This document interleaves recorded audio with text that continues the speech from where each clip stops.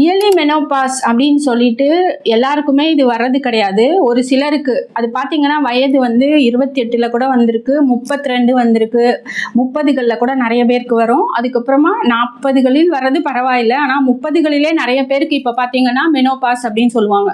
Menopause அப்படின்றது வந்து அவங்க லைஃபே வந்து முடிஞ்சிருச்சுன்னு நினச்சி எல்லாருமே வந்து ரொம்ப துக்கப்பட்டுட்டு இருக்கிறத நம்ம பார்க்குறோம். ஏன்னா அவங்க வந்து இனிமேல் குழந்தை பெற்றுக்க முடியாது அப்படின்ற ஒரு கண்டிஷனுக்கு போயிடுவாங்க. ஏன்னா அதில் வந்துட்டு எஃப்எஸ்ஹெச் அப்படின்ற ஒரு ஹார்மோன் வந்து அதிகமாக சுரக்கும் அவங்களுக்கு.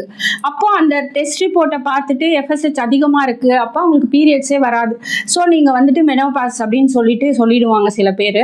அப்போ என்ன ஆகும்னா அவங்களுக்கு வந்துட்டு இதை கேள்விப்படும் போது அந்த பெண்ணோட லைஃபே வந்து முடிஞ்சிட்டு தான் நினச்சி சில பேர் வந்துட்டு லைஃபையே முடிச்சுக்கலாம் அப்படின்ற ஒரு கட்டத்துக்கு கூட போகிறாங்க. ஏன்னா அவங்களுக்கு பார்த்தீங்கன்னா இன்னும் கல்யாணம் கூட ஆயிருக்காது, கல்யாணம் ஆகிட்டு குழந்தை இருந்திருக்காது. ஸோ இந்த மாதிரி கண்டிஷனில் இருக்கிறவங்களுக்கு இது மெனோபாஸ் வந்து முன்னாடியே வந்துருச்சு அவ்வளோதான் அப்படின்னு சொல்கிறது வந்து ஒரு மருத்துவ இதில் வந்து பரவலாக தான் நடந்துட்டு இருக்கு. ஸோ அது ஏன் வருது அப்படின்னு நம்ம வந்து குறிப்பிட்டு ஒரு காரணத்தை நம்ம கண்டிப்பாக சொல்ல முடியாது.